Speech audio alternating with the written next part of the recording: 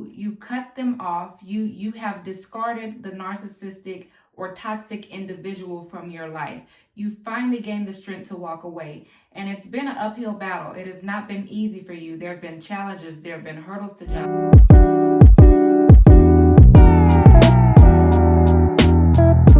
Hey family, welcome back to Transcend with Ebony. It's Ebony here dropping by with another quick message. Welcome back, everyone. If this happens to be your first time here, welcome to the family. If you happen to be listening in on the podcast, welcome to another episode. I just have a quick message for someone. This message is for someone who you have recently gained enough strength, courage to depart from a narcissistic relationship.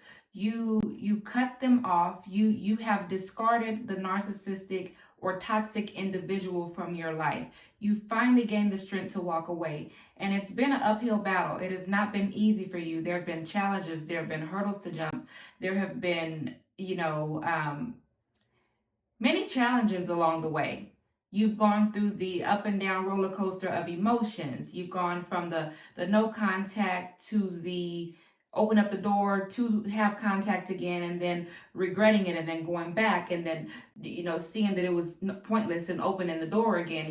Now you have finally gone no contact. You have stayed no contact. However, you have been tempted on stepping back out on the dating scene.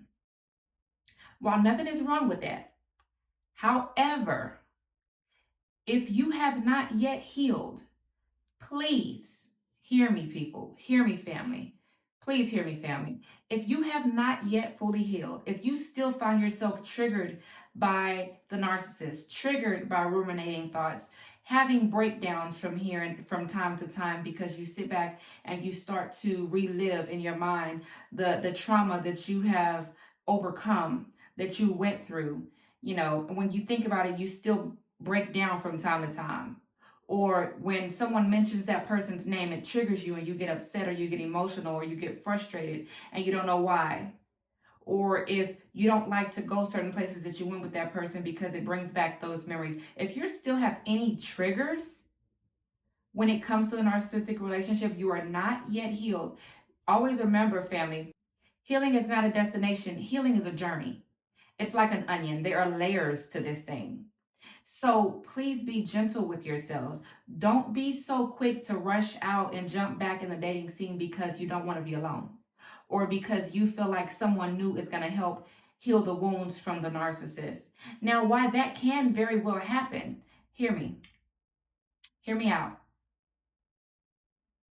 When you have come out of a narcissistic or a toxic relationship and you've endured abuse, gaslighting, mental abuse, psychological abuse, emotional abuse, even physical abuse, and you're unhealed, you have all these trauma wounds that are wide open. You've barely got the blood to stop gushing out, but there's no scab over it yet. The skin has not closed up yet. Don't go back out there right now, because if you do, you're only going to attract more narcissists. It's like getting cut and diving into the ocean. Do you really think you're going to jump out there and not attract sharks? The sharks are going to all flock toward you. They're all going to swim toward you like vultures to a carcass. Same thing with narcissists. They can sense it. They'll be able to sense your emotions, your wounds, your trauma, your vulnerability in that sense. You're going to misjudge a lot of things in that person because you were hurt by the last. Now, don't get me wrong. You do have some wisdom, knowledge, and understanding from the last situation, at this point. So you know some things to look for. But you must realize, just like that first narcissist or that last narcissist blended in like a chameleon, like they were able to mask the truth in who they were, you better believe these other ones are going to do the same.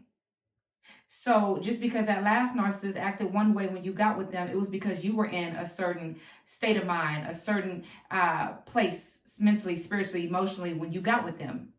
So they addressed you a certain way. Now that you're in this mental space, this emotional space, this spiritual space within yourself, this next person is going to address you according to that as well.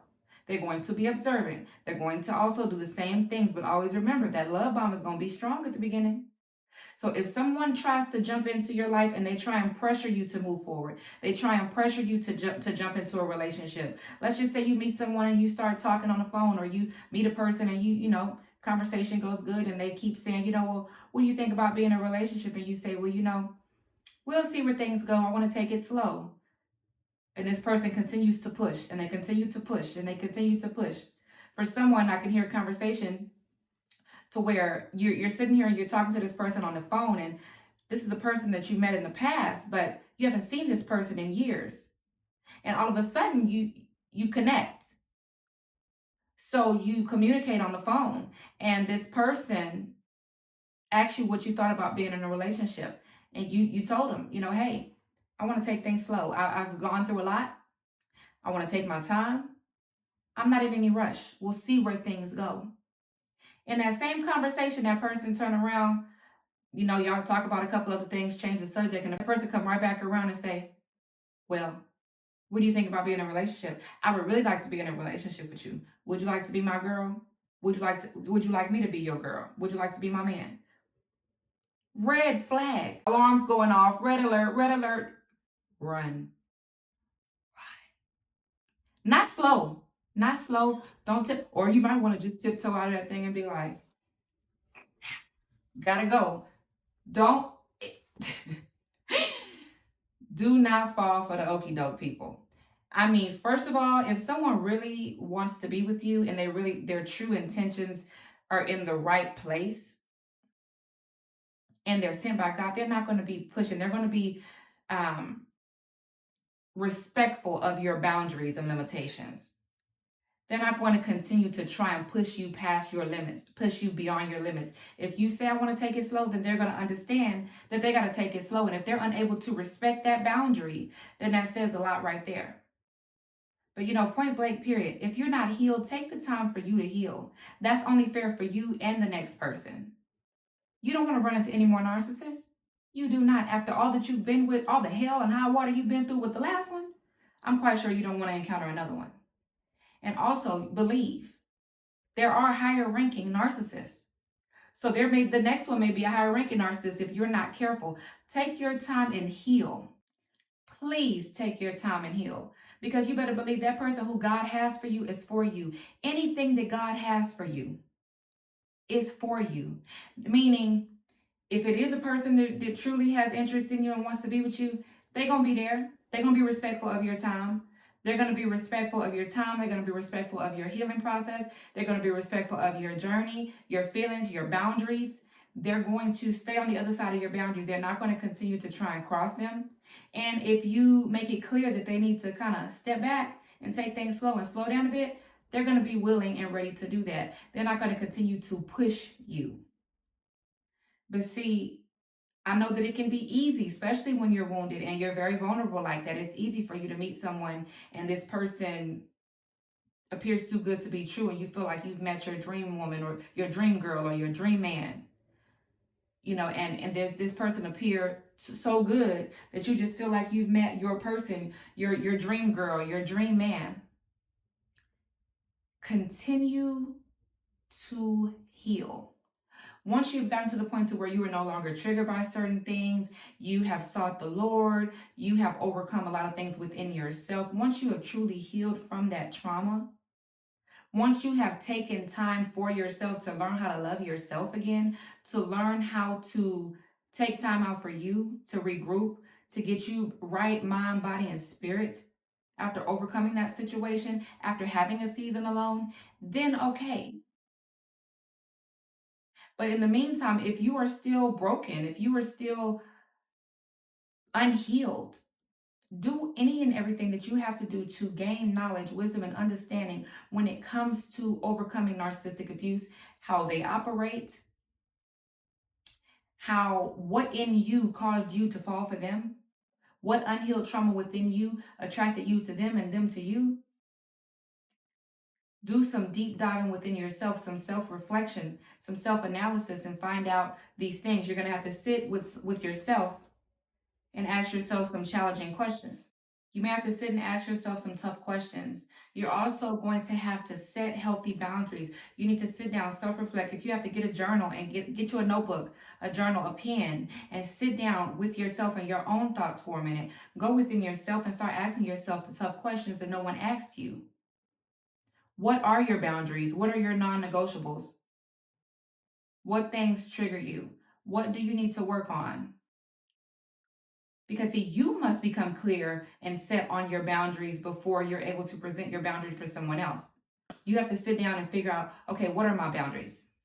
What are my non-negotiables? What either would hurt me, offend me, something that I just am unwilling to accept in a relationship.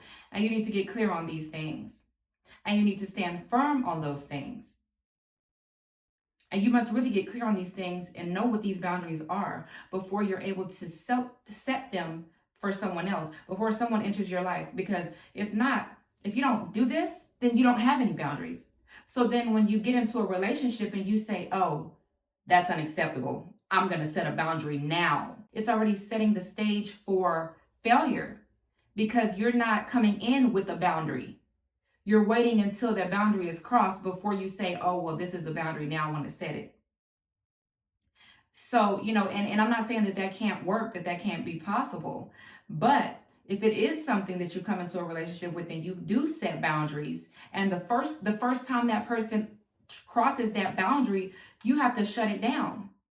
Because if not, I know that many times with the narcissist, you set a boundary, they cross it, you want to give them a warning. You figure, oh, well, if you do that again, I'm out.